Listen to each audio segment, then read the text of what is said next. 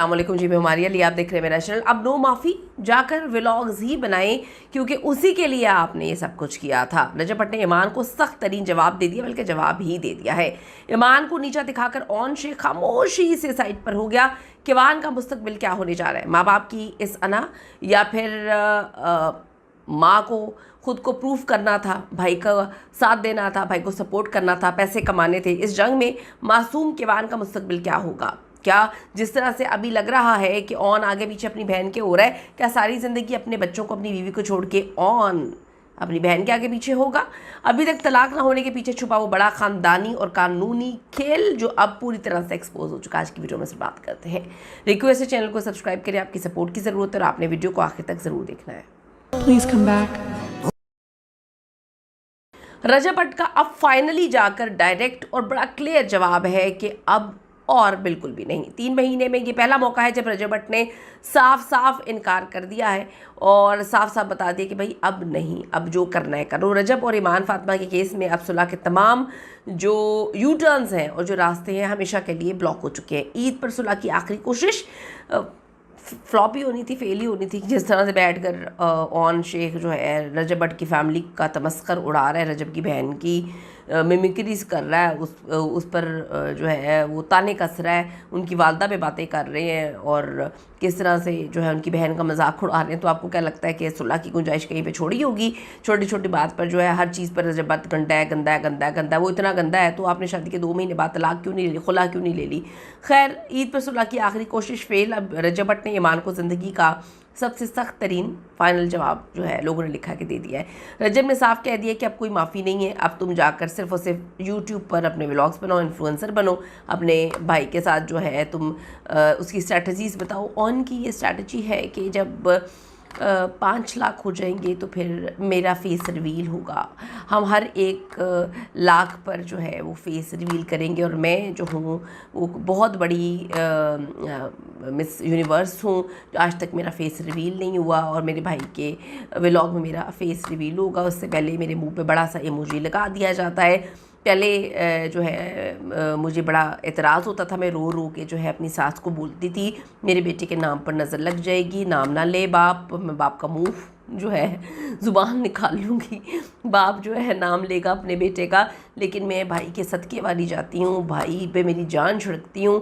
भाई जो है हर चीज़ में मेरे बेटे का नाम लेता है, हर चीज़ मेरे बेटे को डेडिकेट करता है और पीछे हम किलकारियाँ सुनवाते हैं अपने बेटे की। तो अब जी जाके वो कहते हैं व्लॉग्स बनाओ, दुकान चमकाओ। रजब भट्ट के इस 2 टूक फैसले ने साबित कर दी है कि अब वो ईमान के जज्बाती कार्ड्स और फैमिली के प्रेशर के आगे झुकने वाला नहीं है, क्योंकि अब पानी सर से आपने भी देख लिया, ऊपर गुजर चुका है। लेकिन इस पूरी कहानी में सबसे हैरानकुन 35 साली ऑन शेख ने तब्दील किया है। ऑन शेख जो पहले रजब के ख़िलाफ़ फ्रंट फुट पर खेल रहा था, अब रोज़ नए बयानात दे रहा था, अब अचानक खामोशी से साइड पे हो गया है। और आखिर क्यों रोज़ नए व्लॉग और नई एंट्रीज़ की बातें करने वाले ऑन शेख ने अब ना व्लॉग पब्लिश डेली कर रहा है और ना ही कोई पोस्ट में ज़ूमाइनी बातें कर रहा है, बड़ी नकलें उतार रहा था उसकी बहन की। मतलब इन लोगों को घर बसाने का मेरे ख्याल में इनको आइडिया ही नहीं है, ना इनके घर में किसी ने इनको बताया कि घर किस तरह से बसते हैं और ना इन्होंने कभी देखा है। तो लोगों ने सही बातें फिर लिखी हैं, इस पर बनता क्या करे। सच ये है कि ऑन शेख ने रजब भट्ट के नाम का पूरा फ़ायदा उठाया, कोई माने या ना माने। अपने चैनल पे लाखों सब्सक्राइबर्स पूरे कर लिए और ये रो पिट के क्या है हमारी बहन के साथ ये हुआ।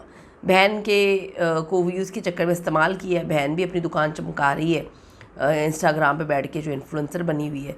और जब देखा कि मामला कानूनी पेचीदगियों और बरादरी के बदनामी तक पहुंच चुका है तो ईमान को पब्लिक के सामने नीचा दिखाकर खुद खामोशी से साइड पे हो गए। यहाँ सबसे बड़ा और दिल दहला देने वाला सवाल ये है कि मासूम किवान को कौन इस्तेमाल कर रहा है, उसका मुस्तकबिल क्या होगा? अब देखें ना, ईद पर बाप को बेटे से मिलने नहीं दिया जाता, जब वो मिलता है तो जानबूझ के वीडियो बना के पब्लिश कर दी जाती है, वायरल कर दी जाती है, फिर इंस्टाग्राम पे बैठ के रजब भट्ट को गंदा करते हैं। यानी कि इनके घर में मक्खी भी मरती है तो कहते हैं रजब भट्ट ने की है, इनके घर में इनकी बिल्ली पॉटी नहीं करती तो रजब भट्ट ने जो है वो कुछ कर दिया, इनके घर में कोई ज़्यादा खाना खा रहा है तो वो रजब भट्ट ने कर दिया। तो सब कुछ रजब भट्ट ने इनके घर में किया हुआ है।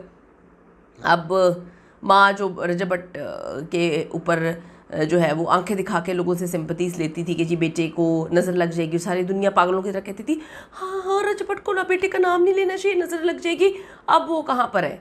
अब जब पीछे टिकटॉक लाइव में बैठ के आवाज़ें चला रहे होते हैं और ये जो हरकतें कर रहे होते हैं, इस पर आप गूंगे बने हुए हैं, गूंगे बने हुए हैं। पढ़े लिखे होकर इस तरह बच्चे के बचपन को कैमरे के सामने बेचना बहुत बड़ा अलमी है। बाप बेटे के मुस्तकबिल के लिए तड़प रहा है, मिलने भी नहीं दिया जाता।